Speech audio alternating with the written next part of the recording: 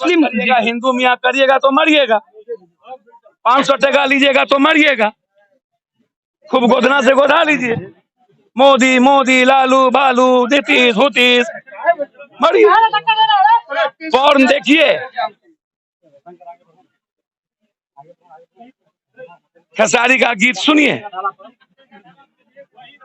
जात पात नाचिए, बेरोजगारी और किसान मुद्दा गायब हो जाए, पढ़ना है नहीं, मरेगा, कोई एक बेटा मरेगा, कोई पूरा मरेगा। ये कितनी शर्म की बात है कि बिहार में मतलब एक परिवार के गरीब के कारण और कर्ज के कारण 5 लोगों की हत्या हो गई। भैया लॉकडाउन, जीएसटी, नोटबंदी ने किसी को कर्ज बाकी रख, 6 महीना दुकान बंद हो गया, ट्रांसपोर्ट बंद हो गया, बिजली बिल तो लगा जी, और दुकान का तो 6 महीना हम कर्ज नहीं दे पाए। और सरकार ने जब हजारों करोड़ रुपया, लाखों करोड़ रुपया कोरोना से पैसा निकाला, तो सिर्फ पूंजीपतियों को क्यों नहीं, किसान को क्यों नहीं, मिडिल क्लास के दुकानदारों के जेब में क्यों नहीं, व्यापारियों के जेब में क्यों नहीं गया। भारत की जो आज अर्थनीति खत्म हुई है, उसमें लॉकडाउन, जीएसटी और नोटबंदी बेमतलब मौसम बरसात जो थी, और सरकार ने कोई पॉलिसी बनाई नहीं, ताली थाली बजा दिया और अगरबत्ती दिखा दिया, और हम झुंझुना लेकर के मौत के किनारे खड़े हैं। हमारा सारा व्यापार गया।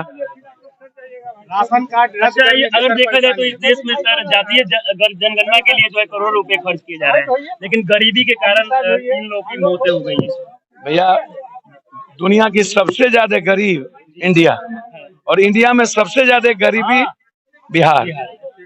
वर्ल्ड में हम बांग्लादेश से भी नीचे, India per capita income Bangladesh से भी नीचे, जीएसटी में इकोनॉमी में हम बांग्लादेश से नीचे, 140 करोड़ और बांग्लादेश का एक स्टेट के बराबर औकात।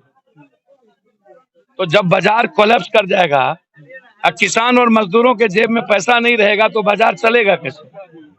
तो ये जो परिस्थिति पैदा हुई मैक्रो, हमने सहारा की भी बात की, बैंकिंग कोलैप्स कर गया, बैंकिंग सिस्टम सही नहीं है। ये जो मैक्रो बैंकिंग शुरू हुई और उसमें लाठी दबंग गुंडई 10% सूद, तो सरकार तय करेगा ना कि सूद कितना होगा मैक्सिमम, बैंक से ज्यादा सूद, इसका मतलब जो बैंकिंग नॉन बैंकिंग सिस्टम चला रहा है वो भी दोषी होगा।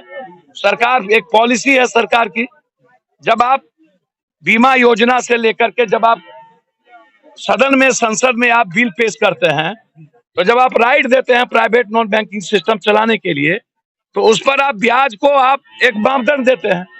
लेकिन गांव में जो बड़े बड़े गुंडे टाइप के लोग पैसे का सुदखोरी और जमाखोरी का पैसा चलाता है, आम आदमी को देता है, और बाद में लाठी गोली धमका करके किसी के बेटे को उठाना, किसी को कुछ करना, तो ये दोषी इसीलिए मानते हैं कि समाज जब ऐसे हालात पैदा होते हैं तो उसमें समझौतावादी नहीं बन पाता। समाज को लगता है मेरी बात तो है नहीं, समाज तो मुखदर्शक बनी रहती है।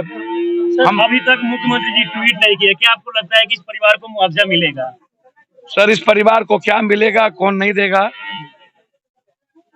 हम इस देश के सबसे बड़े बैंक भी हैं और सबसे बड़े इंसान भी हैं, सही बात। और सरकार का बाप भी है। पप्पू यादव अकेले बिहारियों को मदद करेंगे? जब तक यह सरकार आदमी को मारता रहेगा, पप्पू यादव देता रहेगा, उसको कोई नहीं रोक सकता, बेफिक्र है। आपके ये चिंता ना करिए। रियल नेशनल बिहार कोरोना में 34 करोड़ रुपया, कोरोना में 34 करोड़ दिए ना, पटना के बाढ़ में 12 करोड़ रुपया दे करके पटना को खिलाए ना, हर छोटी घटना पर हर आदमी की मदद करते हैं ना। यदि मेरा बच्चा आत्महत्या कर लिया होता और मेरी बेटी, तब हम क्या करते? तो जब हम अपनी बेटी और बच्चों के लिए कर सकते हैं तो उसके लिए हम वही करेंगे जो पप्पू यादव अपने बेटा बेटी के लिए। अच्छा पप्पू यादव जी बताइए कि अब एक बहन जो है घर में अकेले रो रही है, लगातार मतलब अपील कर रही है, उनके लिए अब क्या मदद करेंगे? सर हम सुबह सुबह आए कहा है, हमको उर्कुशी काटा था और पहले किसी और को आ जाना चाहिए, पप्पू यादव को आने का क्या औचित्य था? हमको तो ढेर काम था।